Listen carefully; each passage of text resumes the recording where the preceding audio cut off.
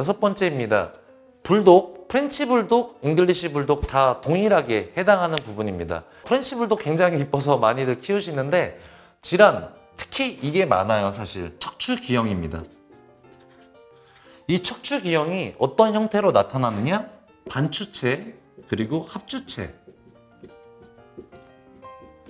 실제로 엑스레이를 찍어서 이쪽 저희 척추뼈 있죠? 척추뼈 라인을 찍어보면은 흉추 또는 요추 영역에서 척추가 반으로 쪼개져 있는 것처럼 크기가 평소 정상에 비해서 반 정도밖에 안 되는 반추체, 디스크가 있어야 자리가 필요 없이 두 개가 붙어버린 합추체, 이런 것들로 척추의 형태가 일반적인 강아지에서의 배열 양상, 개수 이것과 다른 형태를 가지고 있는 아이들이 상당히 많습니다. 이 아이들의 문제는 뭐냐면 결국에는 무리하게 뛰어놀거나 얘네가 굉장히 힘이 좋죠. 그래서 근육의 힘을 굉장히 많이 발휘하면서 허리를 꺾거나 이런 행동을 했었을 때 갑자기 뒷다리에 마비가 오는 경우가 많아요.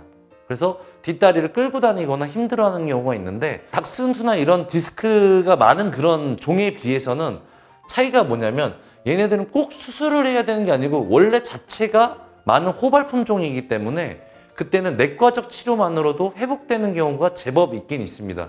물론 증상 정도에 따라 달라요. 이미 뒷다리를 꼬집어도 마비가 와서 감각이 없는 정도라면 그때는 MRI와 수술이 즉각 필요한 상황일 수도 있겠습니다. 하지만 그냥 아직 감각이나 이런 것들이 다 살아있다면 호발 품종 아이기 때문에 빨리 병원으로 찾아가셔서 증상 정도를 말하고 확인을 받으신 다음에 내과적인 약물 치료, 수액 산소 치료 이런 것들로 통해서 회복을 시키고 그 이후 예방을 해 나간다면 좀 더 안전하게 관리할 수 있을 것 같습니다. 일곱 번째로 슈나우저입니다. 예전에는 특히 주로 많았던 게 사실 췌장염과 백내장이었어요. 슈나우저 키우시는 보호자님들이 이거에 대해서 좀 교육이 잘 돼 있어서 그런지 예전보다는 확실히 이게 많이 줄어든 것 같아요. 요크셔 테리어에서도 말씀드렸던 것처럼 성격이 자기 주체성이 굉장히 뚜렷한 우리 슈나우저 애들도 췌장염이 제법 잘 오고 식탐이 좋아요. 고지방식이 많이 하는 경우에 보통 췌장염과 아니면 간 담도계 쪽 질환들 이런 것들이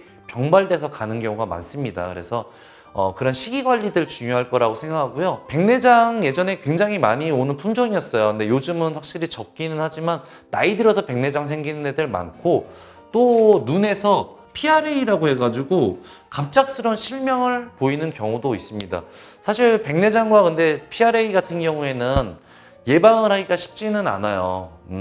그래서 눈에 문제가 생길 수 있는 종이라는 것 정도를 알고 평소에 눈 주변을 깨끗이 해준다든지 위생관리를 깨끗하게 해주는 것만으로 자주 자꾸 결막염이나 이런 거에 시달리지 않을 수 있어서 예방적으로는 도움이 될 수 있겠습니다. 또 하나 있다면 슈나우저도 심장병이 제법 많은 편이에요. 그래서 나이가 들어서 기침을 하거나 아니면 예전과 달리 운동 능력이 떨어지고 조금만 운동해도 힘들어한다면 그때는 심장병에 대한 체크 필요할 것 같습니다. 여덟 번째로 푸들입니다. 아까 뽀메와 같이 한 살 전에 전지골절이 앞다리 골절이 동일하게 일어날 수 있습니다.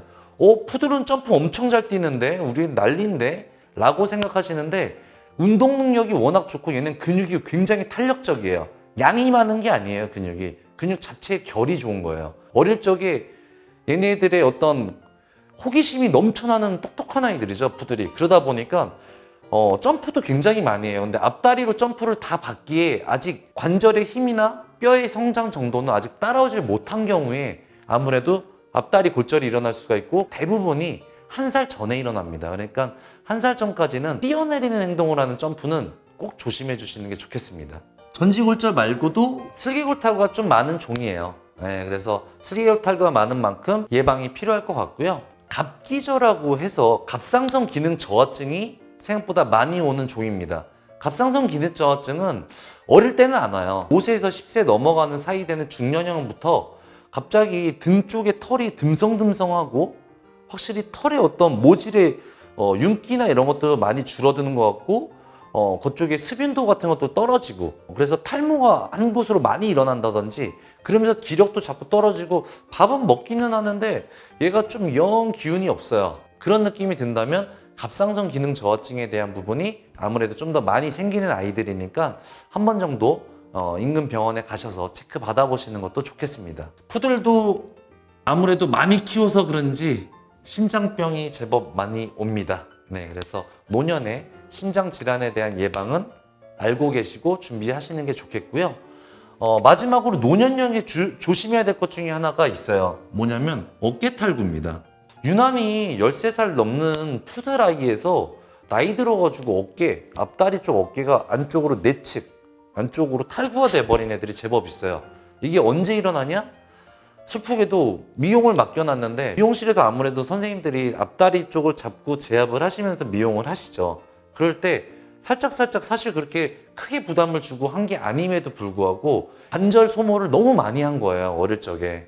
얘네들의 성격이나 이런 게 능력 이런 것들 너무 많이 써서요. 그래서 앞다리 쪽에 잡고 있던 인대들 손상이 많았기 때문에 나이 드는 푸들을 이렇게 가슴 쪽을 잡아가지고 앞다리 쪽을 들어주는 이렇게 안아주시는 행동이나 이런 것들이나 다리 한쪽만 잡고 이렇게 당기는 거 있죠. 이런 행동들은 나이 들어서 어깨 탈구를 만들 수 있어요. 이럴 수 있다는 거를 푸들에서 특히 많거든요. 그러니까 우리 푸들을 키우시는 보호자님들은 나이 들었을 때는 앞쪽 다리만 가슴으로 앉지 말자. 한쪽 다리, 앞다리 같은 거 당기는 거나 이런 것들은 절대 안 하는 게 좋겠습니다. 9번째로 코카스파니엘입니다. 귀병, 외이염이 정말 많아요. 귀가 크고 덮여있죠. 그리고 털도 많죠. 그러다 보니까 공기가 통하지 못하니까 아무래도 다른 종에 비해서 귀병이 굉장히 고생을 많이 하고 귀병 때문에 평생을 병원 다니거나 뭐 이런 것 때문에 고생하시는 분들이 굉장히 많습니다. 그래서 어릴 적부터 관리가 잘 돼 있어야 중년이 넘어가지고 이미 만성적인 상태에서 나빠져 있는 애들은 한계가 있어요. 더 이상 좋아지거나 완전하게 깨끗하게 치료할 수가 없어요. 어릴 때 외이염이 초반에 왔을 때부터 꼭 꼼꼼히 잘 관리하시고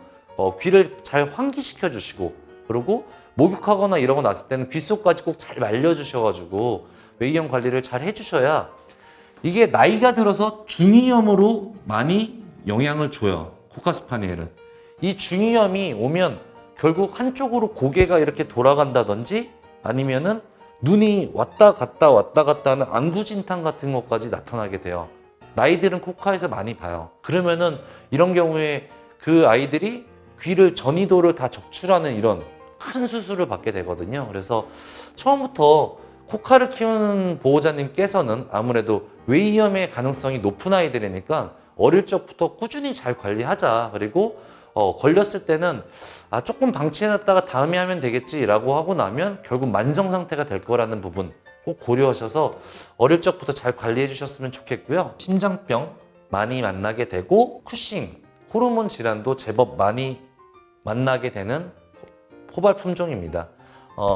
근데 심장병 쿠싱 많이 키우기 때문에 많이 만나는 거니까 꼭 올 거라는 걱정보다는 이런 것들 비슷한 게 와 있다 아니면 그런 증상이 보인다 그러면은 한번 참고하시고 보시라고 알려드리는 거예요. 마지막으로 치와입니다. 딴 거보다 이 부분이 좀 특징적인 것 같아요. 뇌 수두증이라고 하는 게 많은 편입니다.